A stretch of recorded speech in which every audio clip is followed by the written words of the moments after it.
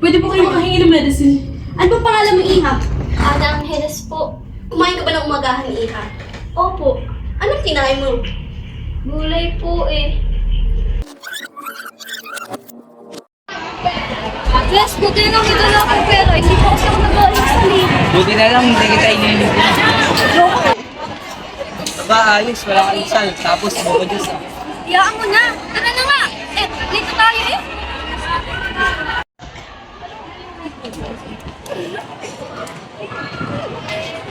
Ups. Huwag gagayahin yun. Almusal muna bago buko juice. I-take a risk muna ang pag-amin mo kay crush. Pero huwag sa kalusugan mo. Hello everyone, I am Liana De Vera. I am nutritionist. Now, let's explore why it is important to have this profession to our community.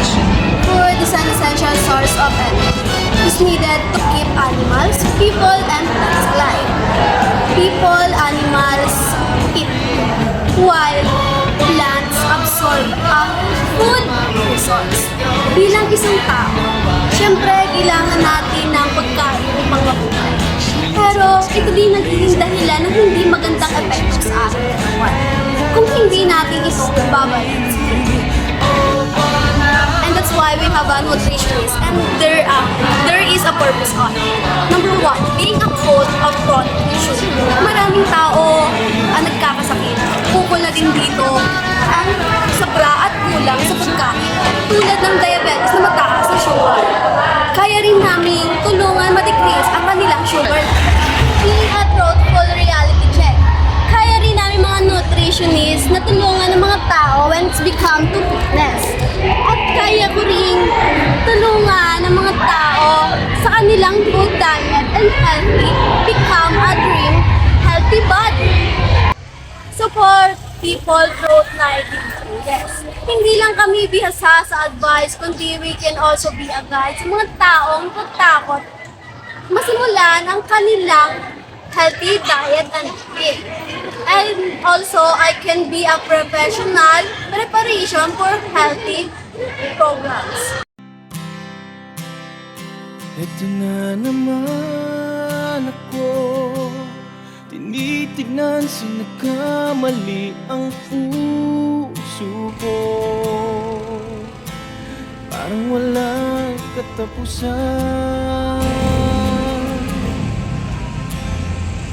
walang katapusan. Ayoko na nga, di ba? Hindi na nga ako masaya sa relasyon na to. Ibigin ka mali, ako'y mali. Anong gagawin ko? Ako'y mali. Ano bang hindi malinaw sa'yo, Ismael? Paano bang Yes, ito yung ginagawa ko. Tatalon.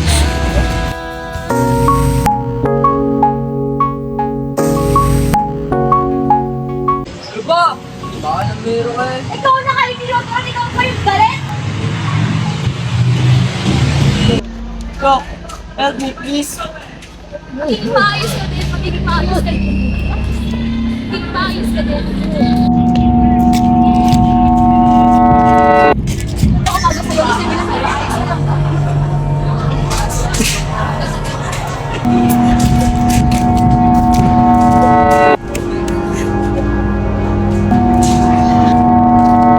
Sa pagdalilan lang kasi solusyonan nila ng problema mo.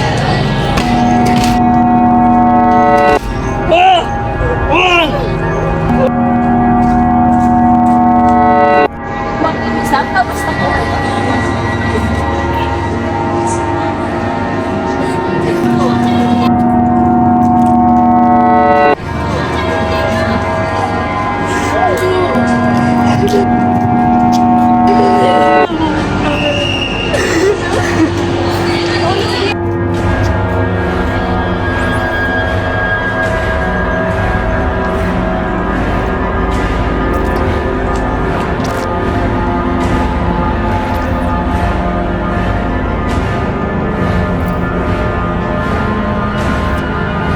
Ano bang pagkukulang ko sa kanya? Bakit hindi na lang ako? Hindi ko na kaya. Paano ko sasabihin kay Mama na buntis ako? Huwag ko na lang kaya sabihin na may kanser ako. Baba na naman ang score ko. Ayoko na. Ang dami activities, may thesis pa. Tawa na! Ano bang ginawa ko? Bakit masakit ang ulo ko? Tawa na!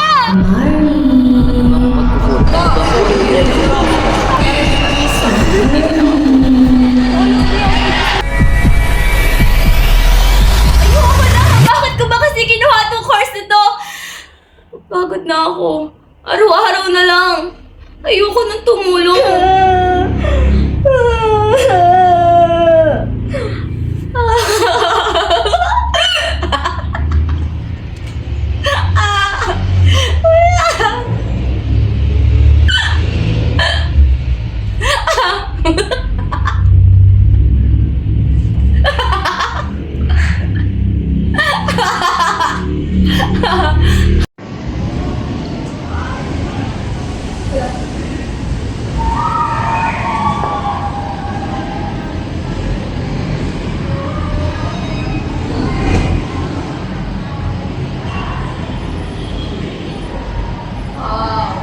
So, ayan class, ayaw ba natutunan kayo sa pinanood natin? So, based on what you've watched, meron tayo ng iba't iba hallucinations na nararamdaman, which is auditory and visual hallucination, which means na may nakikita sila na hindi natin nakikita.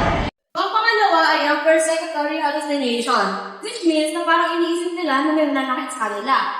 At ang pangatlo, and lastly ay ang Bradley's hallucination, which means parang sila yung nakikita nila superior sila ng lahat, dahil parang sanggol pa. Ano sila? Yung feeling nila nasa kanila yung attention, gano'n, etc. Okay na class, dismiss. Elbes, super over naman yung film natin kanina. Parang pati ako, ayaw ko na mag-psychiatrist. Alam mo, Te, it's not about how harsh it is. It's about how we solve it. Psychiatrists tell you it's our responsibilities to help others in mental health. Pero bago muna yun, unawain muna natin ang sarili natin. We do not only take this job for a but also give good examples such as young